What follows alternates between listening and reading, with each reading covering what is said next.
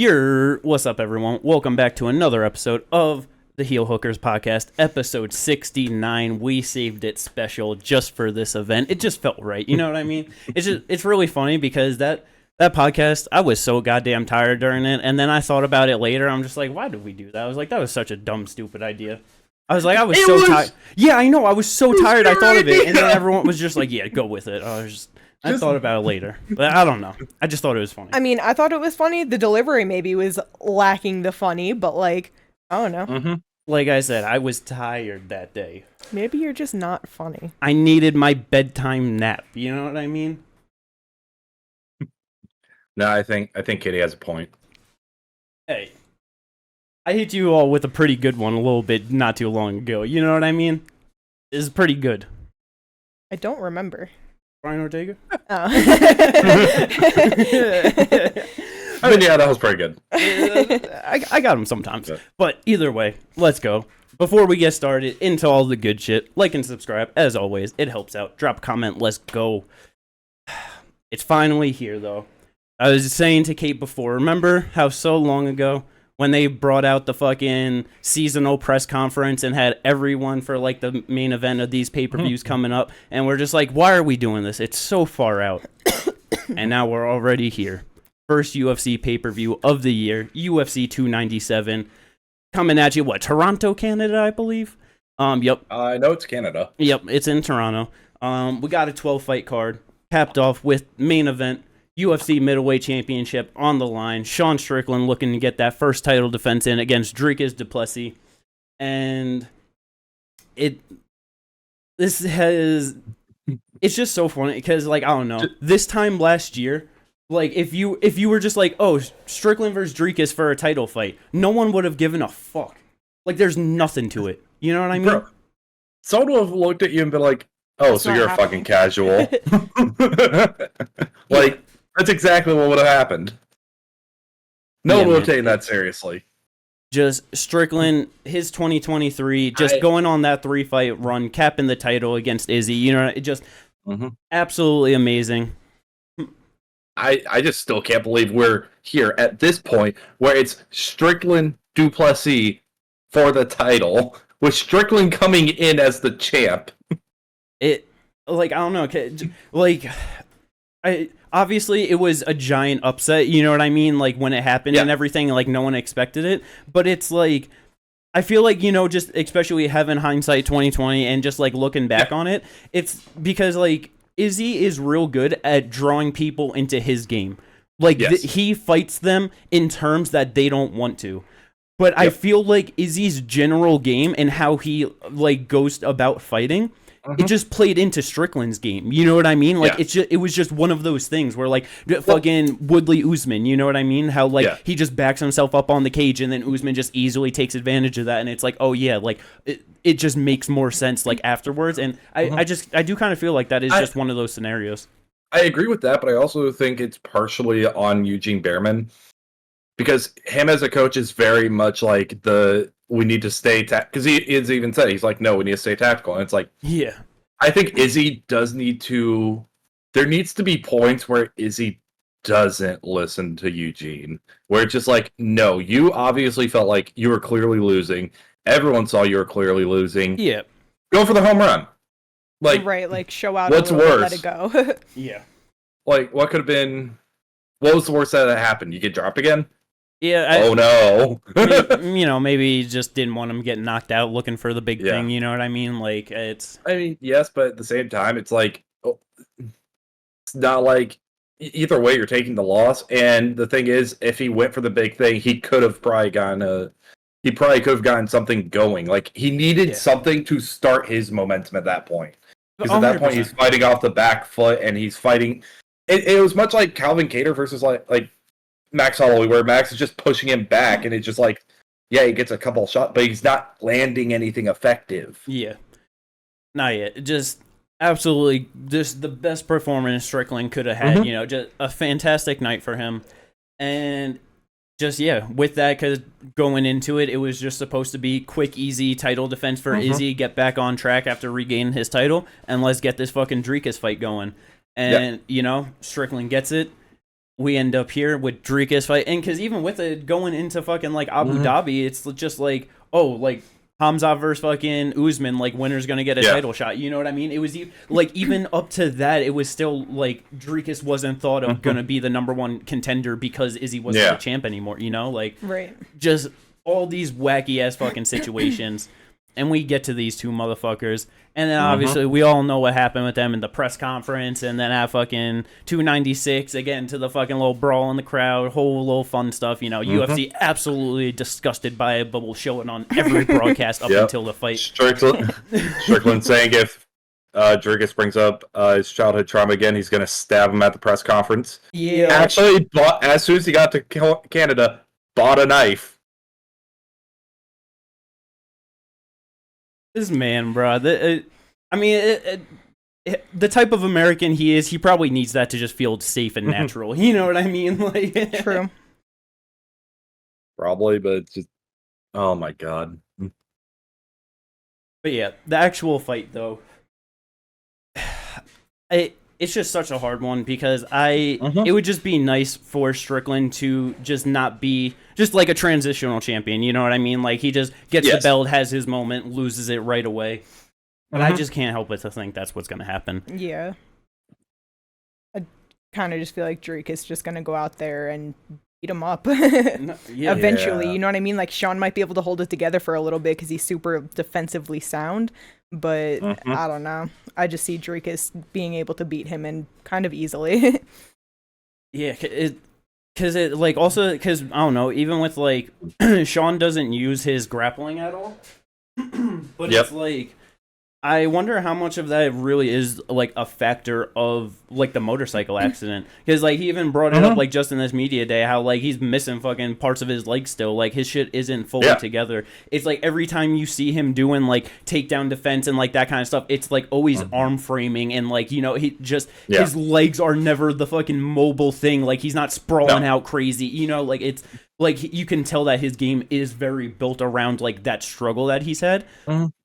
And I just feel like with a fucking brick shit house in Dricus that's going to try and run through him, I just feel like it was just kind of thing with Poatan, like, you know, just being able to draw out the reaction, just land something big right through the guard, and it's like, I just feel like that's the way to get Sean. You just got to go right through all the bullshit. It is, but it's also like Dricus and Poatan are two completely different, right? Because Poatan does fight a little bit more on the back foot, like, whereas Dricus is all forward. And that's the thing that's going to make this a really interesting fight, because they both do go forward. Sean will back out a little bit to get out of range and stuff, and then reset, but he doesn't tend to fight off the back foot like that. No, yeah, that, and even just think about it, it's like when, like, who's the last person that, like, I mean, a boost round one is a very forward fighter, you know what I mean? But no gas tank. Exactly. It's like, other than, like, he hasn't really fought like, even like he's more patient, just kind of, you know what I mean? Like he doesn't fight that many like super pressure forward fighters in all reality. Like actually looking at it, there's not a lot of them in that like top 10, top 15 in the middleweight division. I know that was long ago, but yeah, man. Like the grappling exchanges are definitely going to be interesting to see how Strickland is able to hold up with that. But it's like he did get taken down by a boost in round one and got his back taken, so it's like and Dricus's first 5 out of 7 wins came by rear naked choke. Man.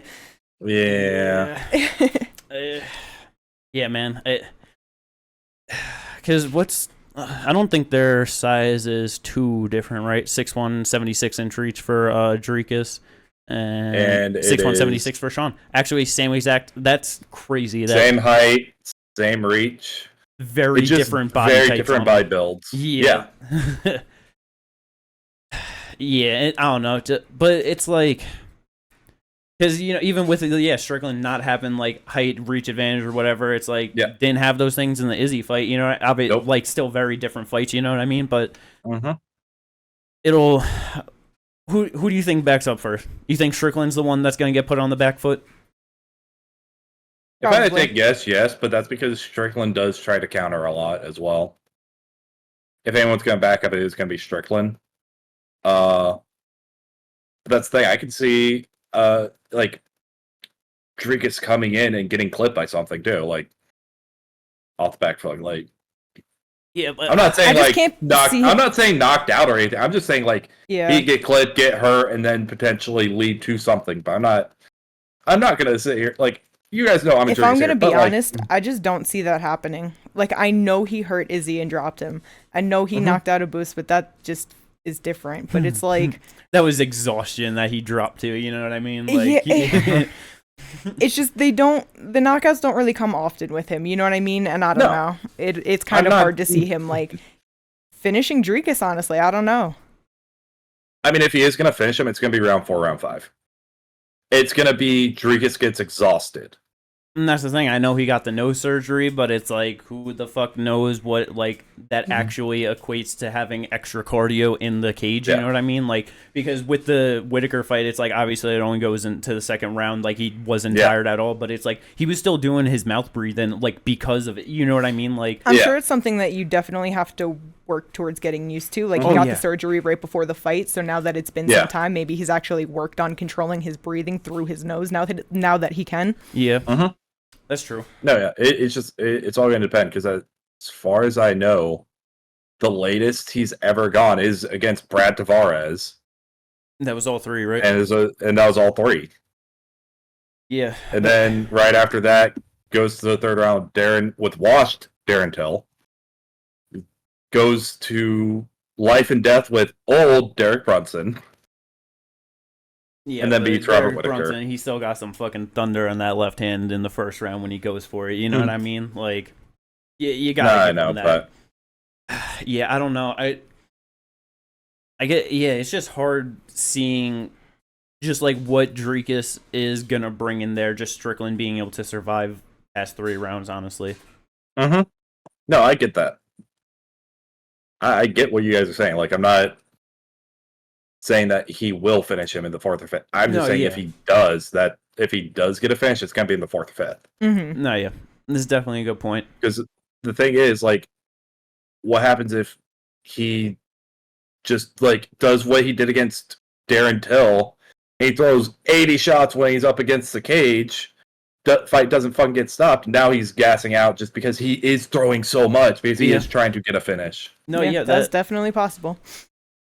Yeah, that'd be so fucking funny to see Dricus just blow his load crazy in the first round and just be done round 2, and then he just gets finished in like 2 or 3, like by Sean, like not even in 4 or 5. Like, I would. Oh, I would love that shit. Oh, I know I would love if that happened. You'll be fucking popping off like crazy. I told you, motherfuckers. I told you he ain't winning. Yeah, either way, though, because, we're recording this on Wednesday. I'm so excited for the press conference tomorrow. I cannot wait to see what that shit fucking holds. It's gonna be crazy, man. It has to be. You think, Dricus brings it up again? No. I mean, he said at media day he's not gonna bring it up again, but who fucking knows?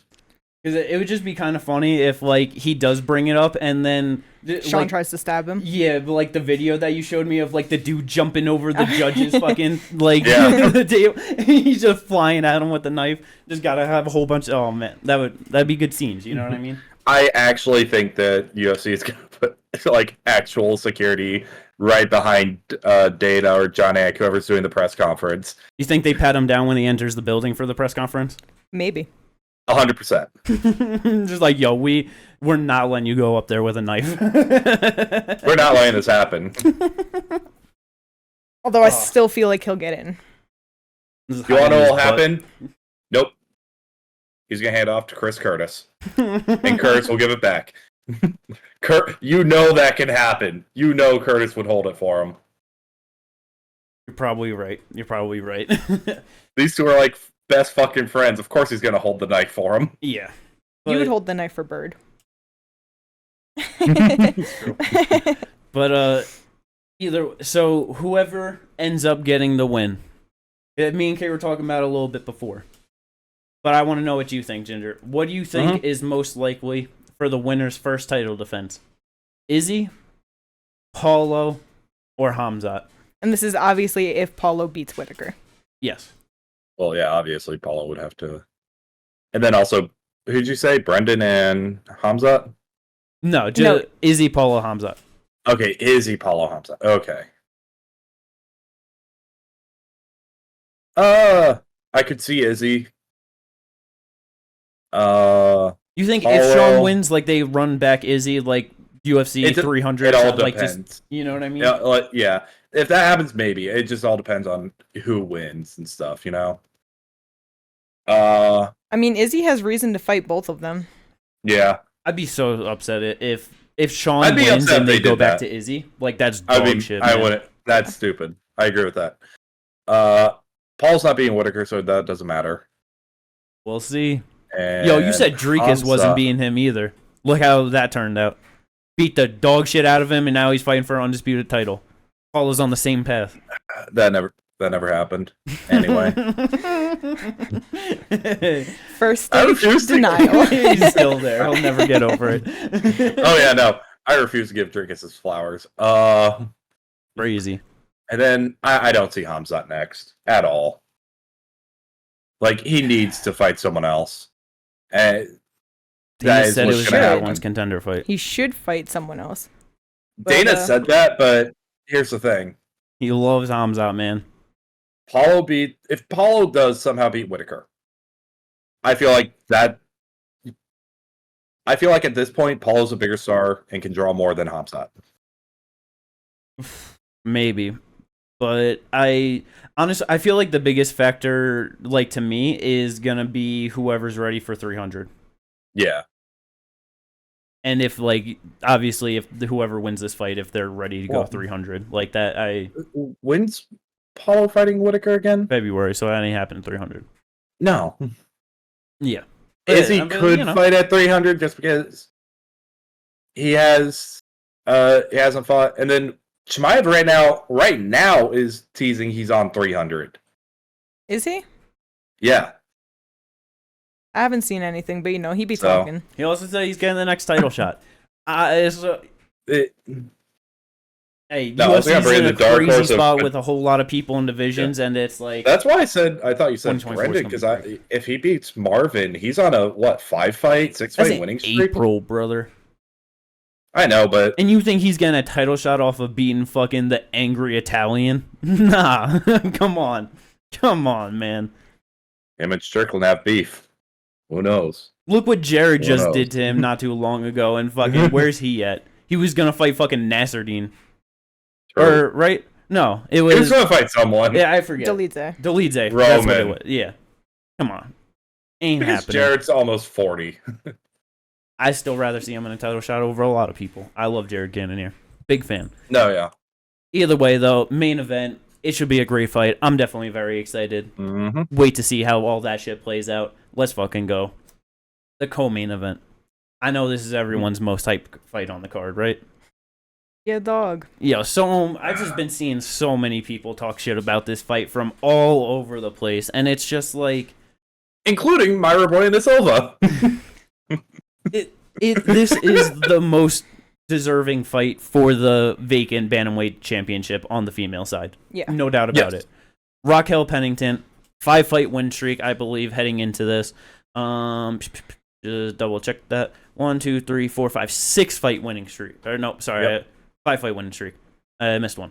5-fight winning streak. Myra just fucking got that ninja choke over Holly Holm, which got overturned to no contest. But in my heart, I'm going to count that. So she's on a 4-fight winning streak. You know what I mean? That's pretty damn good. Yeah. 3 of them are finishes. Armbar, knee bar, ninja choke. That's pretty damn impressive. No one's finishing people like that at the top of bantamweight division right now. Yeah. It's the two of them. It's like, I don't know. It's just so funny. People are like, MMA fans are just so picky on when they just like when, like, I don't know, they like want to like just talking shit about like certain people being like, oh, they're the deserving people and like not getting a title fight, but then it's like this get books and it's like, what the fuck's going on? This is terrible. Right. And it's like, what do you want, man? What are we supposed to do here? Bro, I'm not gonna lie, a lot of MMA fans are dumb as shit. Yeah. Yes, I'm sorry.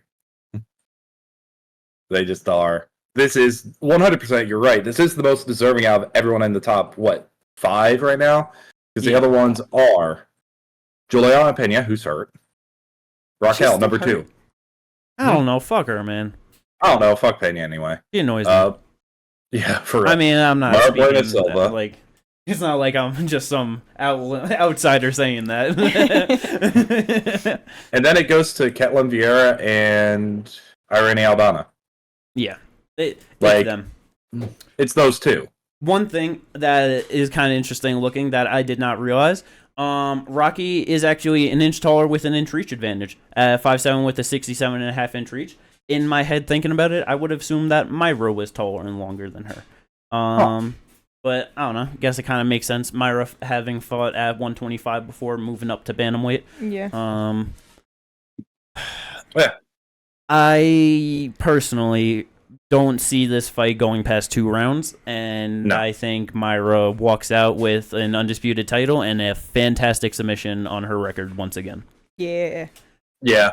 It just like I would love Rocky to win. Yeah, man, that would be so good for her. But it's like, but I don't see it. She was of the first era of women's MMA fighters in the UFC. You know what I mean? Like, it just, I know there's been a whole lot of them sticking around and staying at the top. Holly Holm, Miesha Tate's on her way back, just whatever. Yep. But we got some new contenders here that have a much improved game, are way better, and it's just like there ain't no way Rocky's gonna win this fight holding Myra up along the cage for 5 rounds. You know what I mean? No. Like, it just, I don't think she's gonna be outstriking her out at distance on the feet. You know what I mean?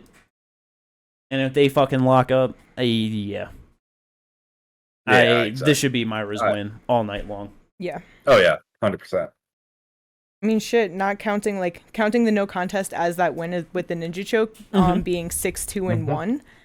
5 of those are finishes. Yeah. Like she. Yeah. I don't know. She's definitely gonna get that shit.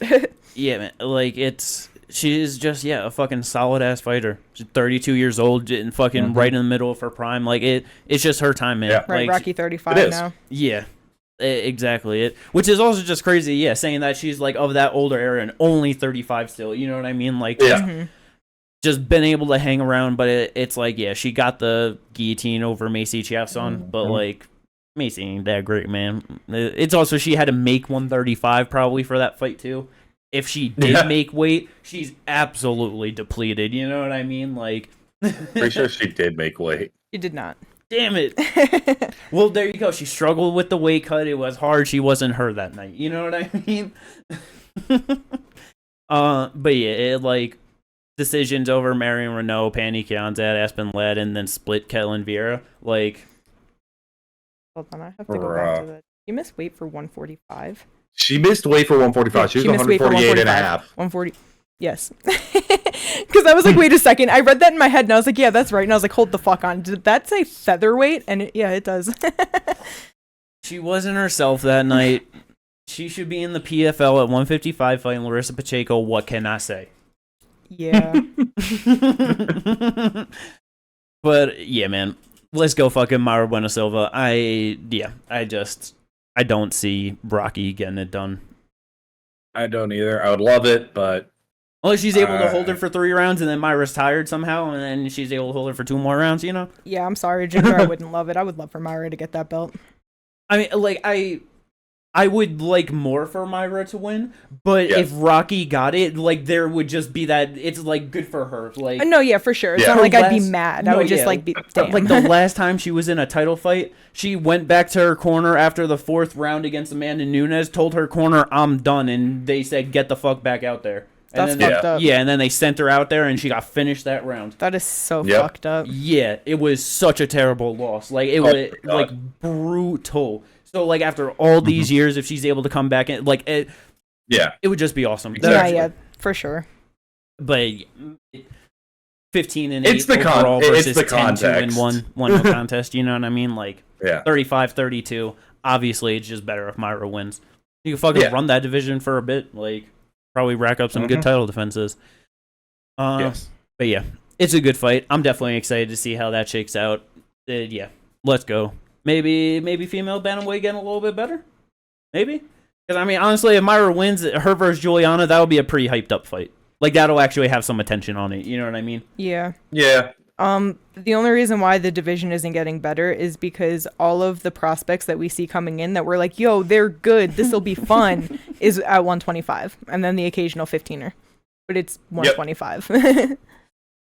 We got a Rene Aldana that's like 37 years old. We got Carol Hoza, who just lost to Rene, but she's young, you know. The only person... Misha Tate coming back, Kate.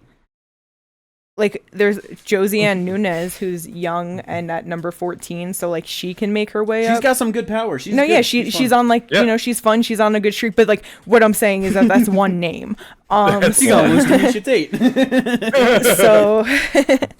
Nah, yeah, there's no prospects at 35. Yeah. That's why Rocky and Holly and fucking, I mean, we'll get to it later, there's another name coming, like, that's why these old names can hang around and just compete at the... like at their old age at the top level because there's just no one else there. Just all the older people with them. Like. Yeah, they're just not great prospects. Like it just, Moving on though to another fight of the old guard taking on the young prospect. Mike Mallot, actually not that young. Pretty sure he's 32, right? Yes. Yeah. Yeah. Proper Mike, 10-1-1. He's 3-0 in the UFC, all knockouts. Yep. He's been doing good. He has been a pro for like 12 years, and he's had 12 fights. Oh, it's funny. I said all knockouts. I was lying. Oh, I meant all finishes because he had 2 subs. I had to double check that. I was like, I'm definitely wrong. It didn't sound right, but I know you were looking at it. No, I was like, all right, I'll agree. It didn't sound right when I said it because I meant finishes, and then I was like, I definitely just said knockouts. Let me just, He's got 1 knockout in the UFC over Mickey Gall. Yeah. I corrected myself. Move on. But then, arm triangle first round over Johan Linus, and then second round finish over Adam Fugit. Like, not bad at all. Getting a big step up in Neil Magny. And it's like, for Neil, man. He needs this. But what's the fucking mindset coming in when you just got done like you did in your last fight? You know what I mean? Bro, that was bad. That was so... Like... Yeah. It was one of the worst performances of like, oh, you shouldn't be here. I can't remember the last time of like watching someone like just get so embarrassed that I was like, oh, you just shouldn't be here anymore. Like, other than just like a Tony that's old and on a terrible losing streak kind of a thing. You know but even that's different. You know what I mean? Like, shit, even with that, it's like with him fucking fighting Patty, it's like if he fights someone lower down, he could still probably get a fucking win somehow. You know what I mean? Like, bro, but with obviously Ian Gary's good, but that was just bad. And with the Tony fight, even then, like in the third round, if he didn't fall and Patty just jumped on top of him, he possibly could have won that round. He possibly could have finished him that round. Yeah, but that was just such a terrible performance. At this point, 36 years old. I thought he might have been 37. And I mean, he's trading wins and losses. He beat Max Griffin by split decision, loses to Rachmanov, but Rachmanov's a beast. Beats D-Rod, loses to Gilbert, but literally at the top of the fucking division. Beats Phil Rowe, loses to Ian Gary. Like, it's crazy that he got a win over Jeff Neal in 2021. Honestly, yeah, that's insane. Because then it's but lost to Michael Chiesa. Yeah. Styles makes fights, you know? I guess. But I just feel like Mike is going to go out there in front of his home crowd, home country, and just blast through Neil Magny so terribly. Probably. Like, I really wouldn't be surprised. And this is the time for him to do it. Like, what are the chances that he's been pro for fucking, like, how many years did you say? 12, 13, 14, some shit like that? He went pro 2011, so this is actually his 13th year. Yeah. Yeah. So, 13 years. He's now had 3 fights in the UFC after, like, just a clearly long road to get here. He didn't fight very often, but, like, you know what I'm saying? Gets 3 finishes, and they're like, hey, get a ranked contender. Yeah. You get people that get 5, 6, 7 fights before they ever touch the top 15. Like... And now, like you said, in front of his home crowd and shit, he's probably going to go out there and show out like he has been. Oh, yeah. And, like, he's definitely the, like, like the biggest star potential for Canada too. You know what I mean? Like that's why he's on the featured bout. You know what I mean? Like it's like this is definitely his spot to showcase himself. You know what I mean? And it's like he's had one decision his entire career, and that went to a draw. And it's like every other fight has been fucking just finished one way or another. He's gonna have to get on the inside because he is 6'1" with a 73-inch reach. Neil Magny 6'3" with an 80-inch reach. Yep. That's gonna be where. But does Neil really use it the best all the time? No. No, but that's. Like it's one of those things because there are fighters that do have the length like that, but they're not the best at using it, and it's like, it's because like he's got a good jab, but just you can just work past that in any sort of capacity, then it's like he's just there to work on. You know what I mean? Like, no, yeah. Yeah, it's definitely a big step up. It's definitely a big test. Neil Magny has the most decision wins in UFC history, I'm pretty sure. He has the most wins in welterweight. Like, he's a very experienced opponent. This is going to be his 40th pro bout heading into it for Mike Mallot's 13th. You know what I mean? Like, and what, 32nd bout in the UFC? Probably. Let's see. Yeah, he is 21-10 in the UFC. Yeah, so 32 fights in the UFC. Yeah. And it's not like he's been fighting scrubs the whole time. Like, again, Rachmanov, Burns, D-Rod, Jeff Neal, Michael Chiesa, Robbie Lawler, Li Leong, Santiago Ponzinibbio, RDA, Johnny Hendricks. Yeah. like all these people that he's fighting, he's had 30 fights in, like, you know, over 30 fights in the UFC, and in his last one, he just got into double-digit losses in the UFC. You know what I mean? Yeah. Like, that... Like, he is a fucking solid fighter. It's just that last one was so bad. You know what I mean? That last one was terrible. Like, we will not, like, go just sweep that under the rug. No, that last one was awful. That last one was garbage. But first round finish for Mike Mallot? Possibly. Maybe. Put it on the books. Let's fucking go. But yeah, that should be a good performance, at least from him. Hopefully it's not just a classic fucking Neil Magny fight. Boring. Oh my god, I'll fucking hate myself. Alright, going on to the next one, though. Fourth fight on the pay-per-view part of the card. Chris Curtis, good old friend of Sean Strickland in the main event. He's fighting Marc Andre-Barriault, the power bar, right? Mm-hmm. Yeah. Yes, sir. This is, it's not, like, there's no hype or anything on this fight. No. But I feel like this could be a very sneaky hard fight for Chris Curtis. Yes. It can. Like, Marc, he's not the best, but I just feel he's not bad either. You know what I mean? Yeah. He has 5-5, won no contest in the UFC, very split. But it's like his last... Yeah, he had a rough start. Damn, yeah. Started on a 3-fight losing streak to Andrew Sanchez, Christoph Jocko, and Jung Young Park. You know, those not too bad. He had the no contest, and then, since then, he's not had the best wins. Dalcha, Jordan Wright, you know, lost to Chidi, lost to Anthony Hernandez, but Fluffy's a real good fighter. But his last two, really good fighter. Julian Marquez, Eric Anders, especially the Eric Anders ones, that's where it's like he really, like... Anders is a very solid, like, mid-level fighter in, like, the middleweight division, you know what I mean? And so it's like he had a good performance, definitely deserves to be fighting in, like, the top 15, getting, like, you know, a win over a guy like him. And I don't know, man. Curtis is just one of those guys. It's where it's just like...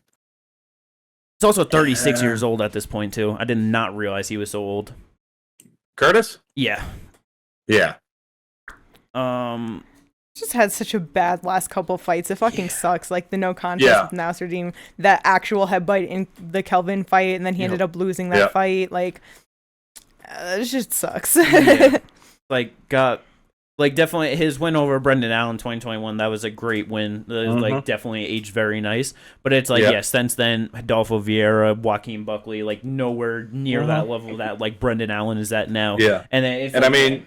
Was terrible luck with that Kelvin Gastelum one. Yeah. But it still lost a decision to Jack Hermanson before it. It's like, he's just so up and down, like, sometimes. And just, like, his performances, you know what I mean? Yeah, no, and he wasn't supposed to fight Jack Hermanson when he fought Jack Hermanson. Hermanson was supposed to fight Till. He comes in on short notice. Okay. I forgot about that. So, yeah. That was only a month after his Adolfo fight. Yeah. True. He fought, like, I think on a week or two's notice. 2 weeks at most. Yeah. So. But it's... Yeah, man. It is going to be a hard fight for Curtis.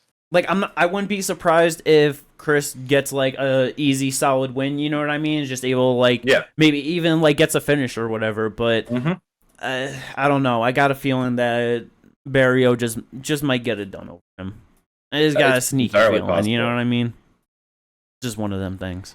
No, yeah. But hell yeah. That should be a good, fun fight overall, though. Main card opener. We're finally here at the fight I made so long ago. Yeah, for real. I said it was the way to go, and the UFC backed me up on it for this absolute dog shit snooze fest of a 3-round featherweight fight. My boy Arnold Almighty Allen versus no one's boy Movsar Evolev. Yeah. Yeah. I don't think, like, this fight is not going to be good, man. It's not. It probably won't be. I said it as soon as I said that you got to make it. But it, you know, things didn't turn out either because I forget, because I'm pretty sure I said Bryce should have fought someone, but then he ended up fighting like Josh. Bryce should have been You said Bryce should have fought Calvin. There, yeah. But things got all wacky, you know what I mean? And now Calvin's fighting Aljamain, like. Hey, but that's something. But yeah, man, this fight, I have so many mixed feelings about this. Like, it's deserving and it's good for the rankings, but it's more than likely going to be such a boring fight. Yes. Potentially. And I like Arnie way more, but Ginger's got him on the draft. Oh my god. I need Evolev to pull this decision out.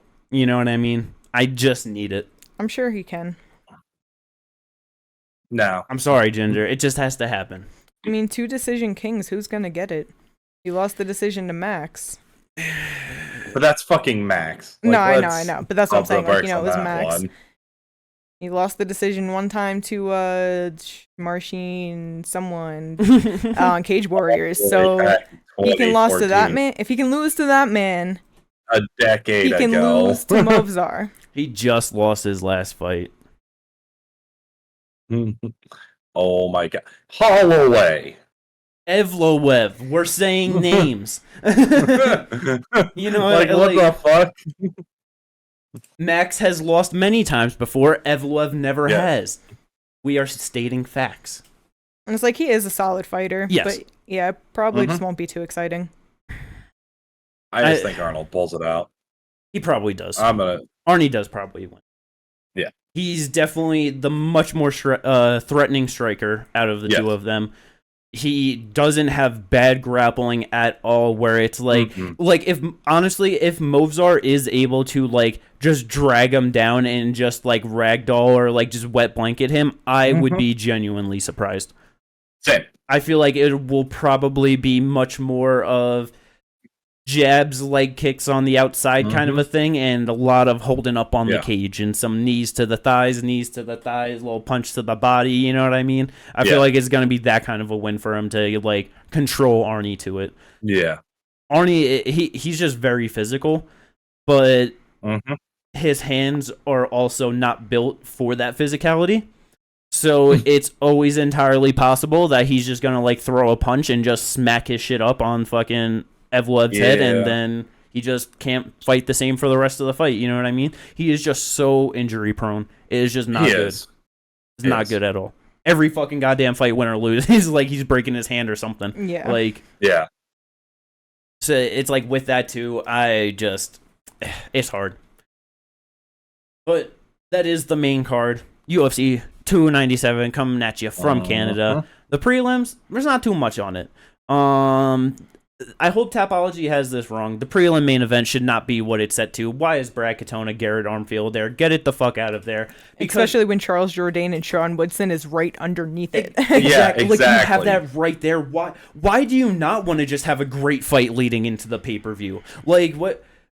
Like, if both of those fights are going to go to a decision, because I can guarantee you Brad's is, Charles and Sean, good chance that it might too. That's going to be way more fun of a fight than fucking that shit. Oh, yeah.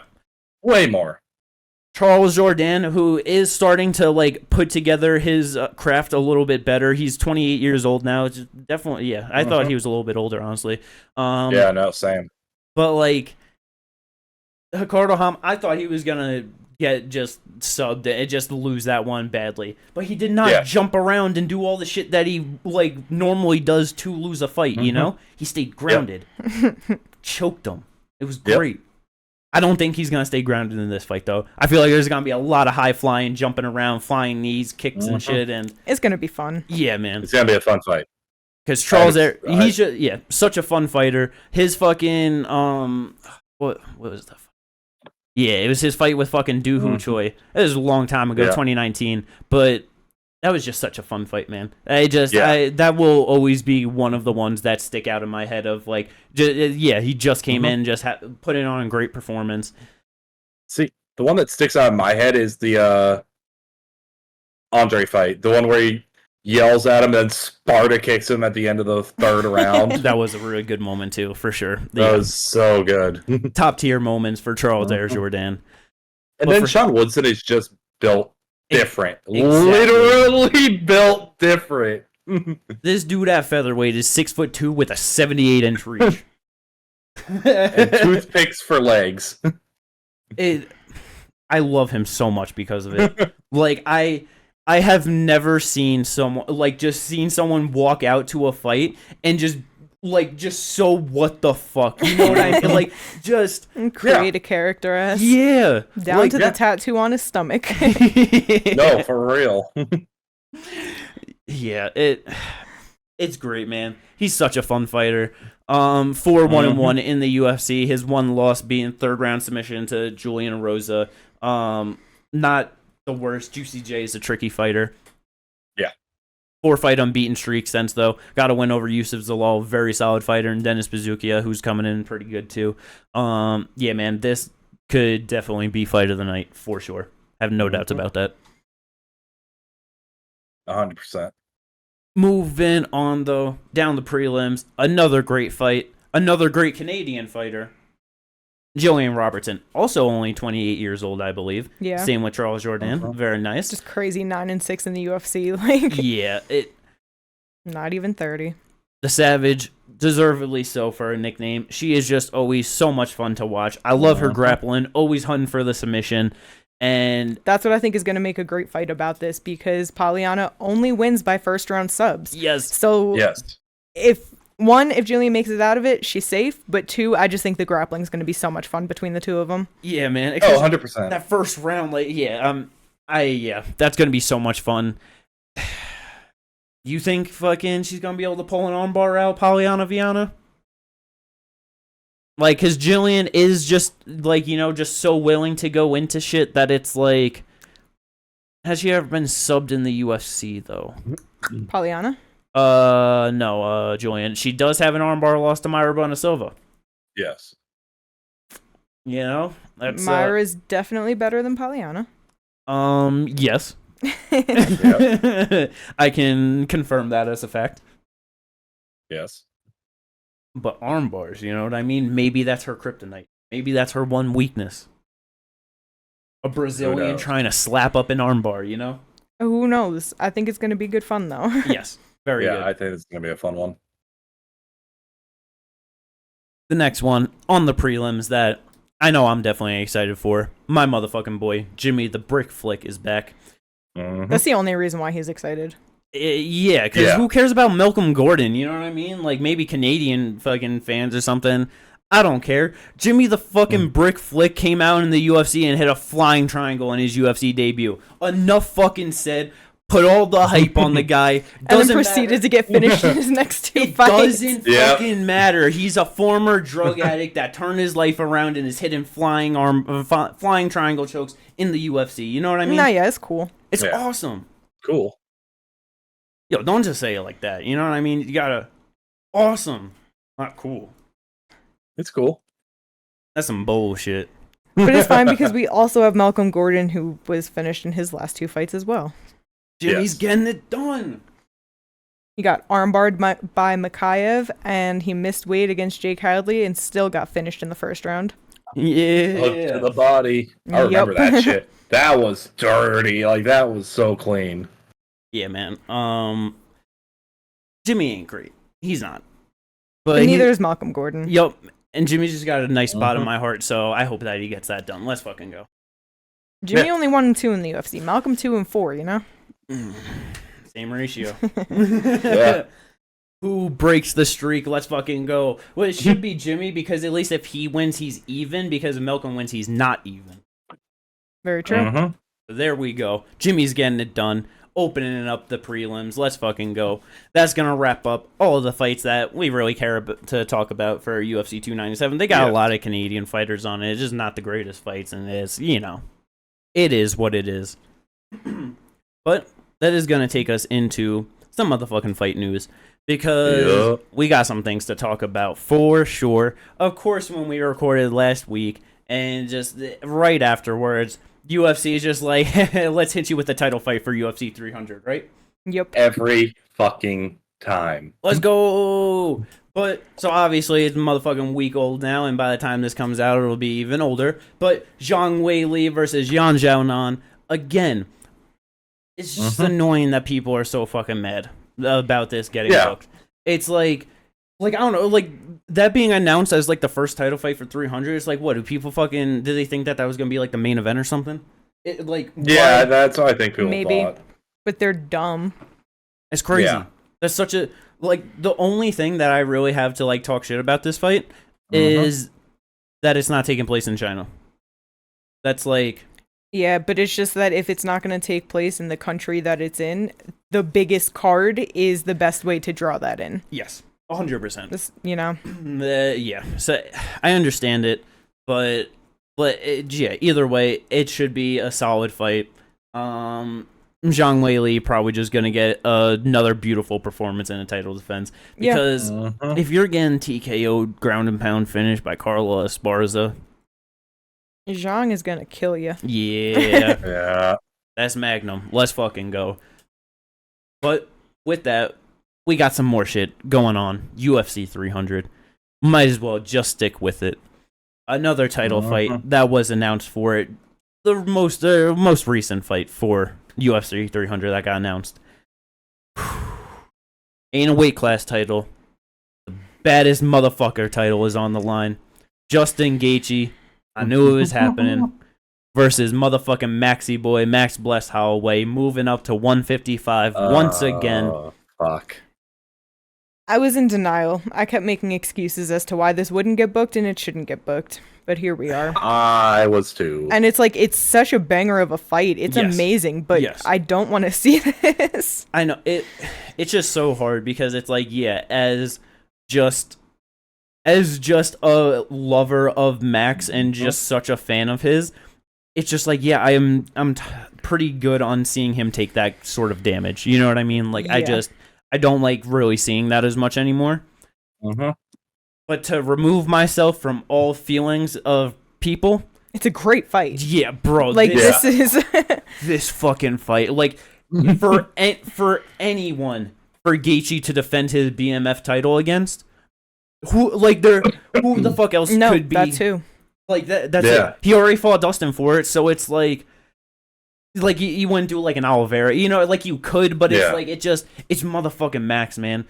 Yeah. Most significant strikes landed in the UFC. Pretty sure also most significant strikes absorbed in the UFC. Yeah. Yeah, let me, because I need to just double check these numbers for my sadness, honestly. I believe it's over 2,000 that he has absorbed. Significant strikes land. So he has landed 3,197. Does the show? Yeah, strikes absorbed. Oh, that's just per minute. Does they not have the? I could have sworn they had the strikes absorbed, like total number. Yeah, I thought they did too. Man, that's crazy. Get the fucking power slap shit out of here. What the fuck, UFC? I hate it. Giving me fucking power slap notification at the top.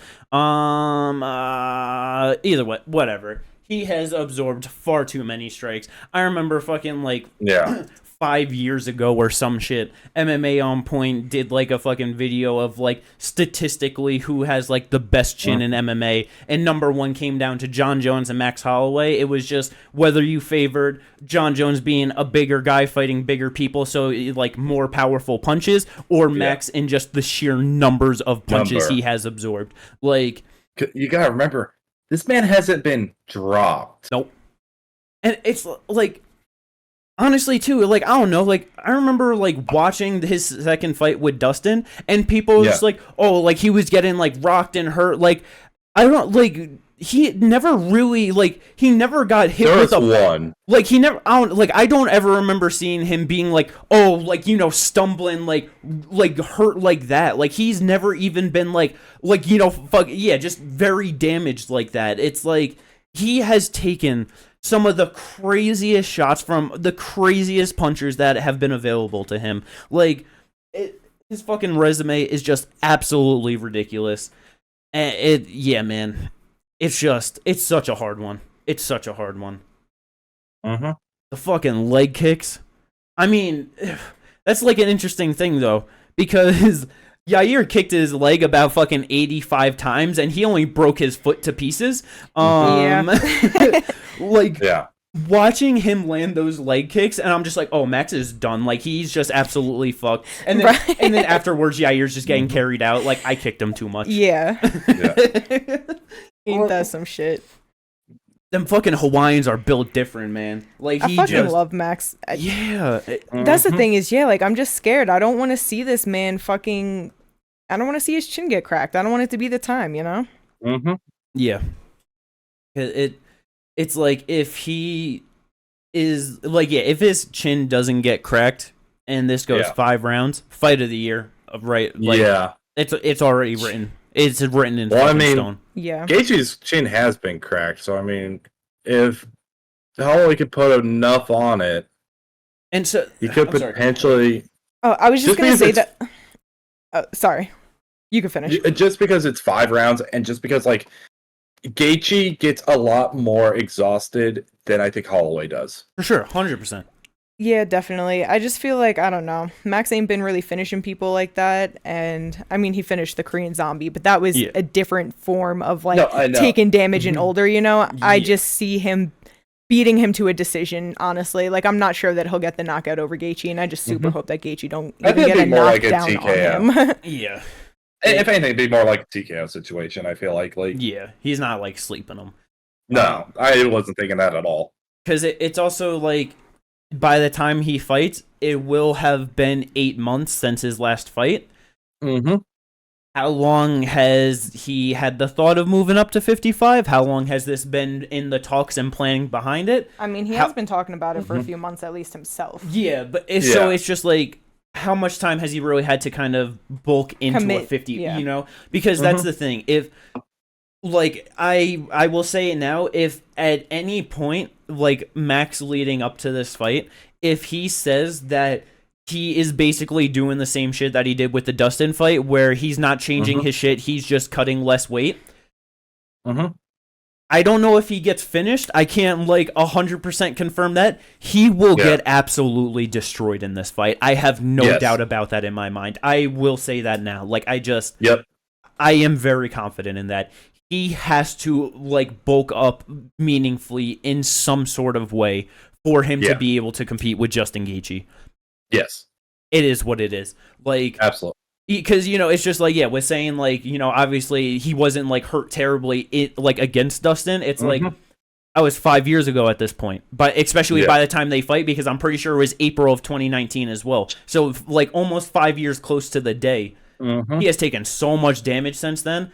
And it's like, Gaethje just head kicked fucking flatline Dustin. You know what I mean? It's like, I know MMA math, it doesn't line up like that, but if he doesn't make a difference, it's not going to be good.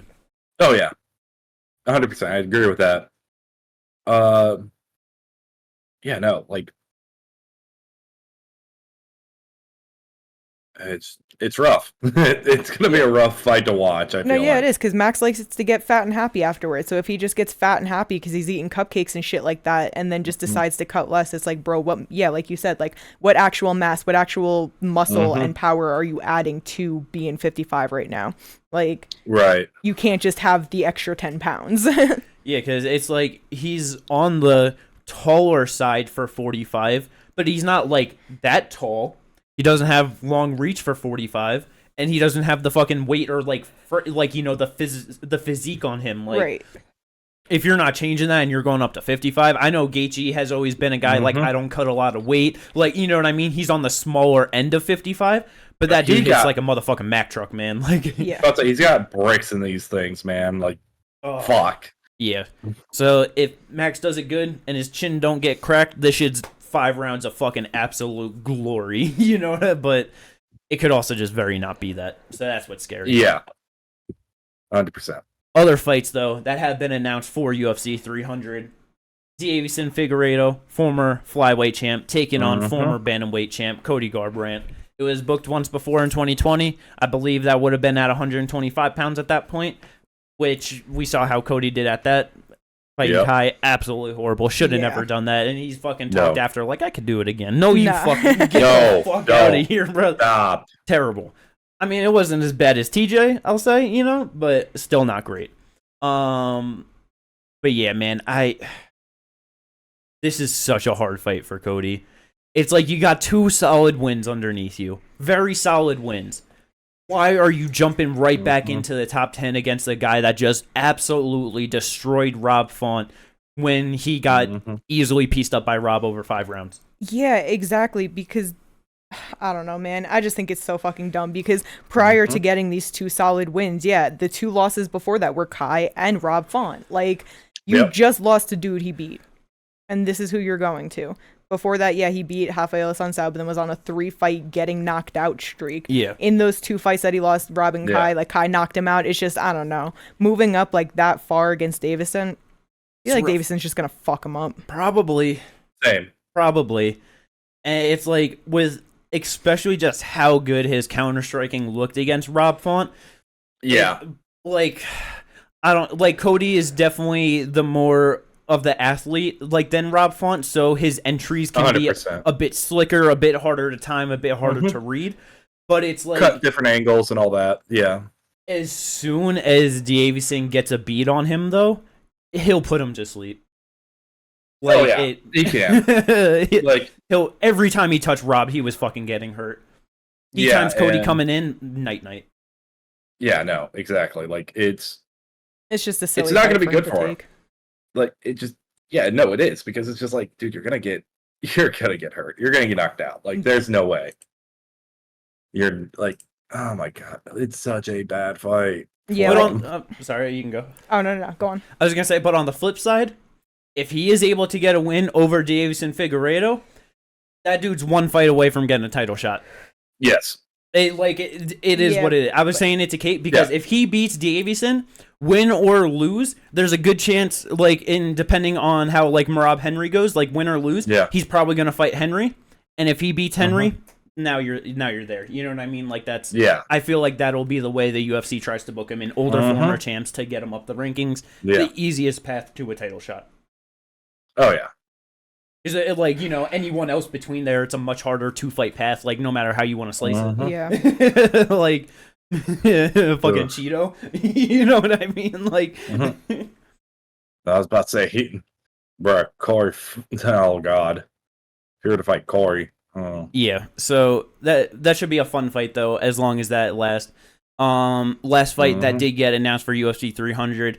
Pretty damn good one. Jim Miller is secured on that card. And he's getting a top 15 opponent. Yeah. The best top 15 opponent it could be in Bobby Green, coming off that absolutely horrible loss to Jalen Turner. But this is such a good old man's fight. I fucking love it. Early prelim main event, you think? Early prelim, probably. Like the main event of the early prelims. Yes, that's what I mean. Like, because prelims are going to be fucking because like, you gotta remember, like, there's fucking what? Aljo Cater on the prelims, man. Yeah, depending on how many title fights they get on it, we're getting Rakic Yuri on the fucking prelims too. Like that's how good of a fucking card it's gonna be. You know what I mean? I fucking hope so. But anyway, I really hope that Jim could get that win. Honestly, like you know how great that could be, just seeing that number next to his name, bro. Like going into what could be his last fight, like the 45th fight. No, it's 44th. That's why he went. Well, no. I mean, like after that, you know, if he gets the win, and then like going into his like last fight ranked. Yeah. Bro, like that. That'd be amazing. Because then, even then, I was gonna say, and even then, if Garbrandt does what he's supposed to do and beats RDA, you'd have another old man's fight, RDA Jim Miller. Oh, that might still be too tough, man. I don't know. Yeah, you could at number 14, you could still have him fight outside the rankings. That's what I hope for. Yeah, I know, but like someone that doesn't deserve to be in the rankings, you know, someone that he can win against. Right. Like come on. Like, so that you don't get that guy in the rankings, Jim retires, and then you get the right guy moving in, you know? Yeah, because he's on a 3-fight win streak right now? I think so. It's only 2. Okay, 2 fight. Like, bro, if he beats Bobby Green, gets a number, and then I don't give him someone that's 0-5. I don't give a fuck. Like, someone that he could just beat, 4-fight win streak, number on his name, retires, 45 fights in the U. Bro, that's awesome. Have that fucking highlight package ready to go, because he's got the fucking finishes to fucking back it up.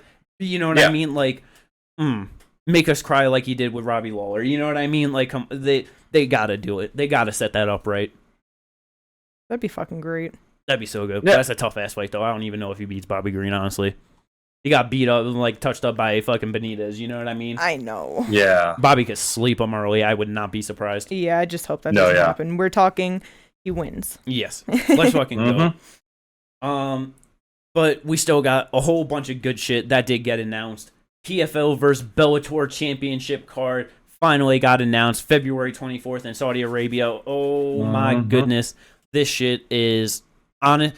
Like, aside from having either Larissa versus Cyborg or Kayla versus Cyborg on this card, or like a friend, you know what I mean? Like, this is the greatest card that they could put together. They have so many great match-made fights. Like, aside from the title fights, because those were obviously like the obvious ones, the booking is great. I absolutely love it. Yeah. But at the top, the 4 title fights that we got: Renan Fajeda versus Ryan Bader, unifying heavyweight titles. Impa Kasanganay versus Johnny Eblen. Not really unification, because Impa won at 205, Johnny Eblen middleweight champ, but you know what I mean. It is what it is. Jesus Pinedo versus Patricio Pitbull for 145. Magomed Karimov versus Jason Jackson at 170. Yep. Every single, like, great fights. They're so good. Great. I know, like, you know, kind of talked about a little bit before. We'll have more time of going into all of it. But out of those 4 title fights, Kate, which one are you most hyped for out of those? I think Impa Johnny. Yeah? Yeah.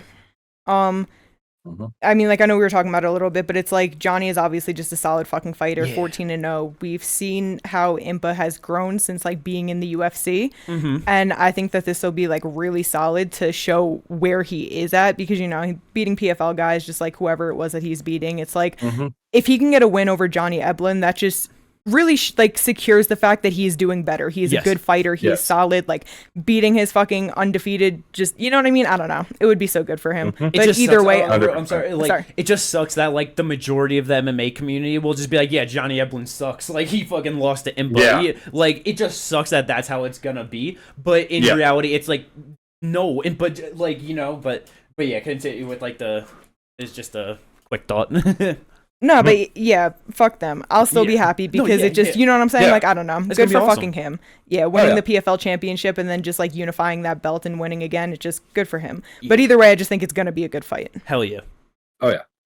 Ginger, what about you? Which out of these title fights are you most excited for? It was Impa Eblen. I love Eblen. And I love Impa. Like, it just is... It's the top one for me. Like, if you want my second... most excited, it's... I did not ask that question. Well, I'm going to steal the moment from you. It's Pinedo and Patricio. Like, that's number 2. Like, easily. See, easily. For me, it's Magomed Karimov and Jason Jackson. Because honestly, like that was a hard one for me between, like, which one's going to be number 1. Because that's a great fucking fight, too. No, it is a great fight.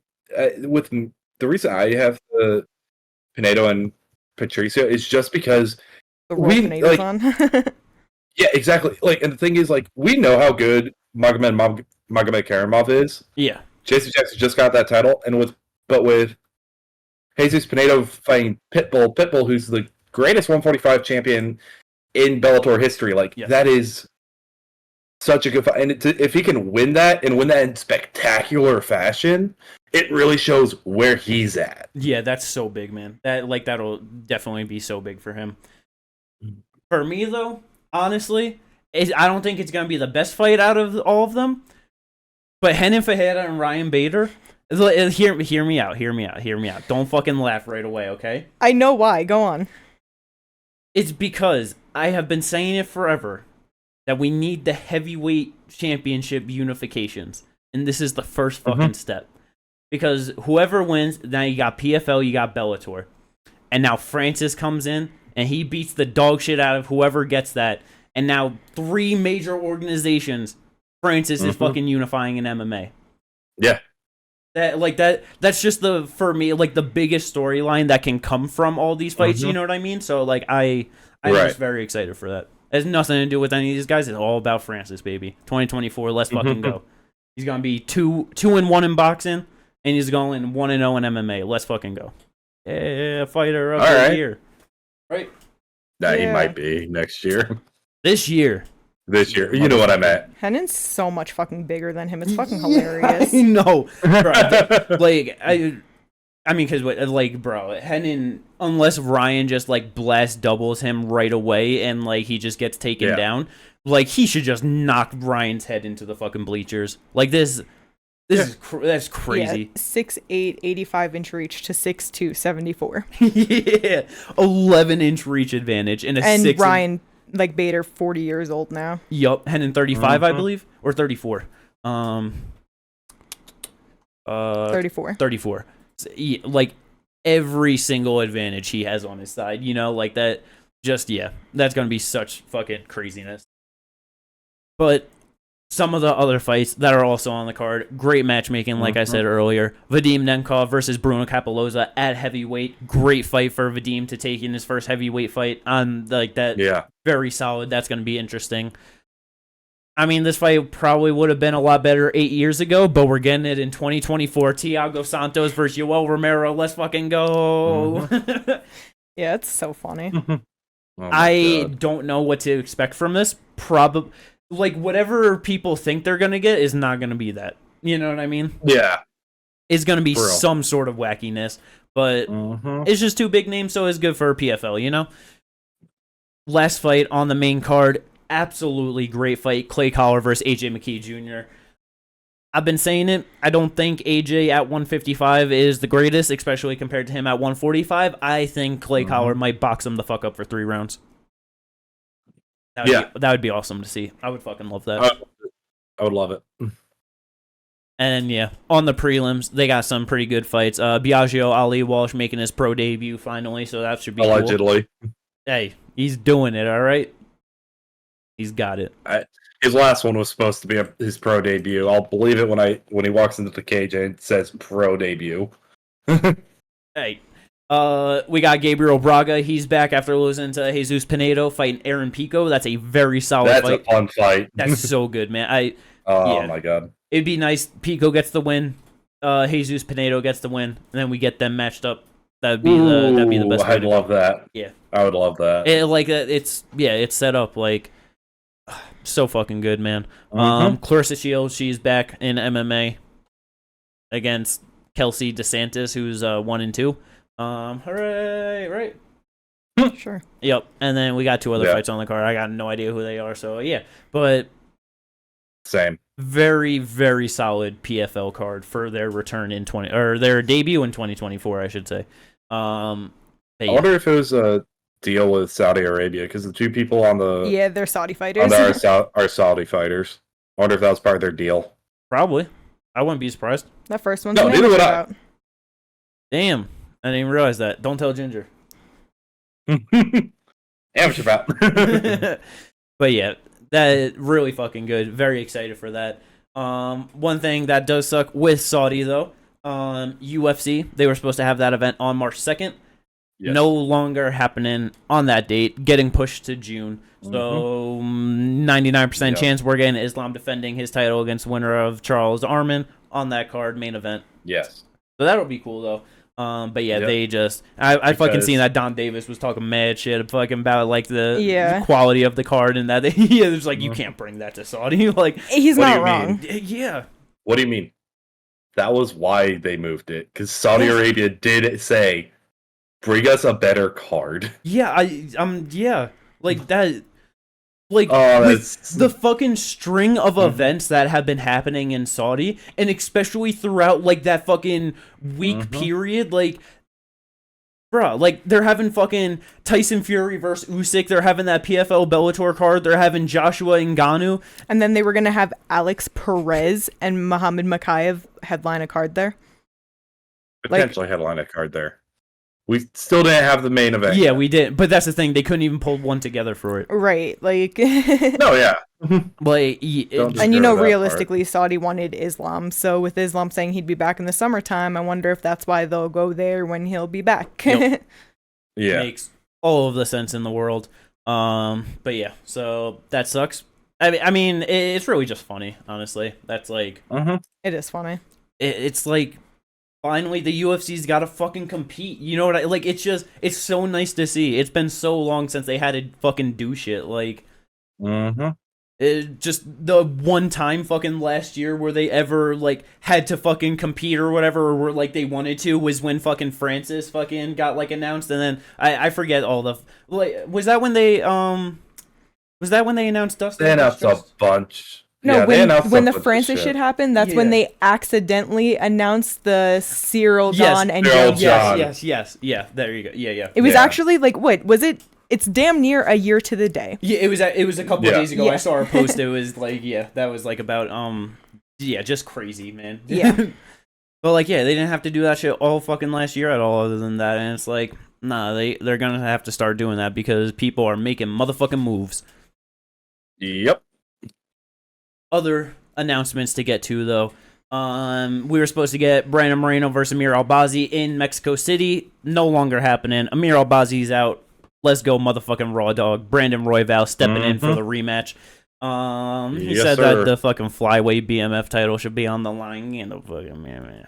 Yeah, we got the BMF title on the line. Yeah, Get out of here. It's made. I'm fine when it's made when it's like deserving of two guys. You know what I mean? It's like it's also it kind of made at least somewhat sense because it's like Masvidal retired, so then it's like it was out in the open kind of a thing. You can't have Gaethje fucking still fighting with it and be like we're making another one. Right? We can't just get that for every weight class. We're not going to start doing that. Yeah. No. But, I mean, in all reality, though. In terms of flyweights, if there were two people that were deserving of that kind of shit, it's motherfucking Moreno and Royval. You know what I mean? First fight ended with Royval getting an injury, so I'm definitely excited to see how he's able to perform on short notice after not too long of a turnaround with that fight against Pantoja. Right. Yeah. I can't wait for this fight. Yeah, that's going to be so good. Very solid main event for Mexico City. This next one, though. Boy, when I seen this, I got so happy, man. I got so fucking happy.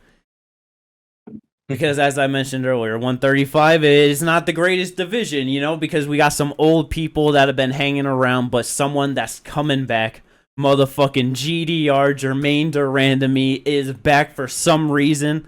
Probably because Amanda is gone and she's like, I fucked up everyone else in that division other than Amanda. She's fighting Norma Dumont. Bro, she's 39 years old and hasn't fought in 3 years. Yup. GDR, there's the door. It leads to the retirement home right down the street. I might need you to go there. Why is she gonna retire when she's gonna fuck up Norma Dumont? She's probably gonna fuck up Miesha Tate and then she's in a title shot. That's the thing is, like, is she gonna fuck up Norma? I know that, like, she, you know, she's good and everything, but I'm just like, bro, she is old now and she has been out for a while. I'm still confident that she can beat Norma Dumont, honestly. The bantamweight division is not good. And Jermaine was a good fighter in that division. How the fuck old is Holly Holm? 33. Oh, Holly Holm, sorry. Yeah, fucking 40 years old. 40, yeah, something like that. And she just started fucking like. I was about to say, you say that GDR will be 40 when this fight happens. 42 actually. 42. There you go. She's got 2 years to make a run at it. Like that. That's what I mean. Like Jesus Christ, her last win was in 2020 against Juliana Pena. What was the date on that, sir? Please tell me the date on that. I need to see something. October 3rd. October 3rd, 2020. Damn it. Brian Ortega's got a more recent win, motherfucker. Sad. That would have been really fucking funny. I was really hoping. That would have just been so great. But yeah, GDR's back. I just would not be surprised if she beats Norma. Like, she had legitimate power for that division, where even Amanda was like, I'm grappling you. Like, she one-punched Aspen Ladd.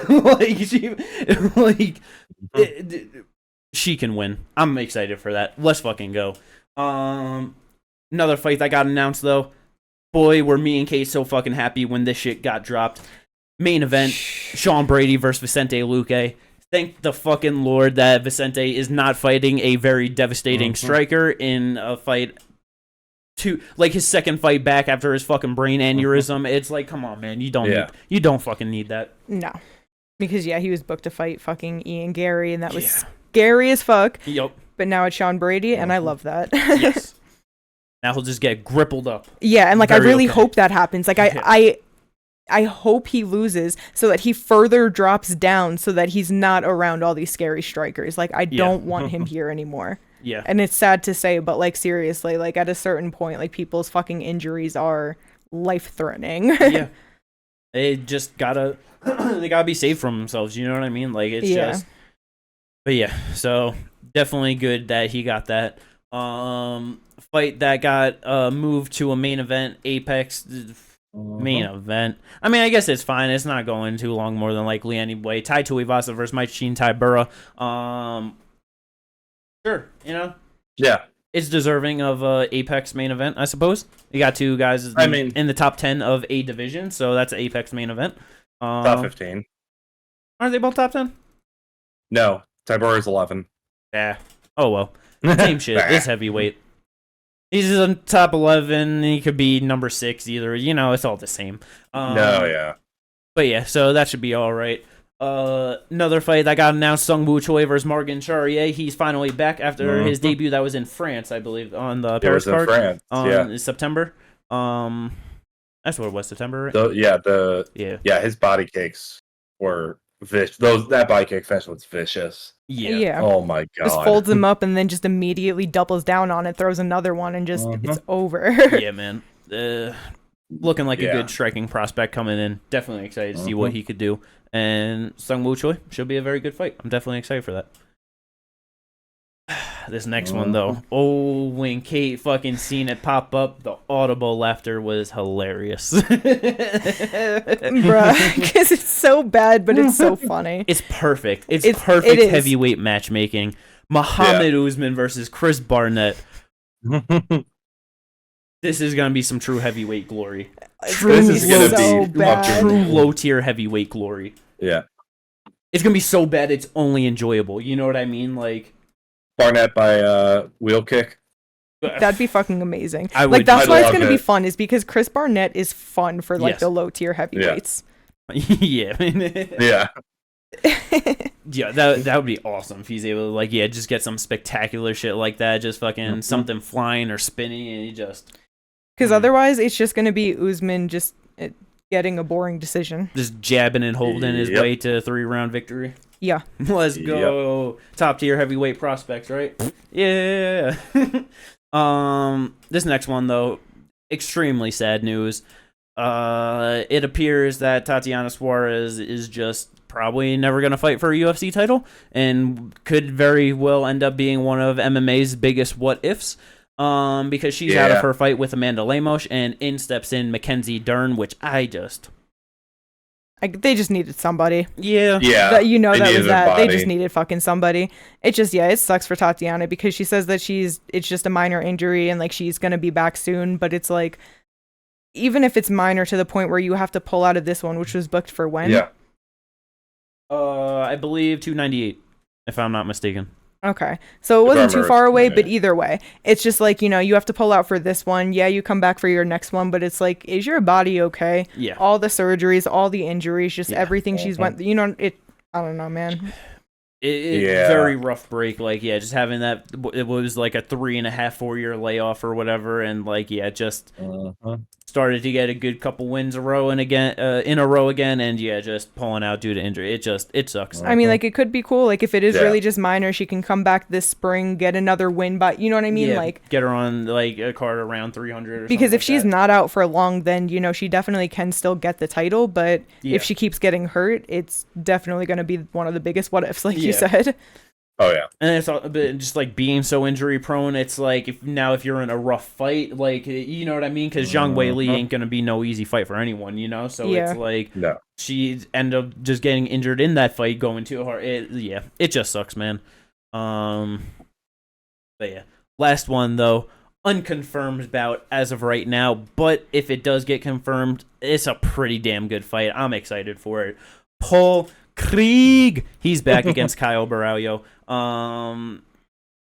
Is fucking Kyle's just been on a nice roll. He's what, 5-0 in the UFC, 5-fight win streak. 5-0. And might be 6. And that's 5-0. Yeah, 5-0. Okay. Obviously, his last one wasn't the most spectacular. I know Kate hates him because of it, but I ain't losing faith in my boy.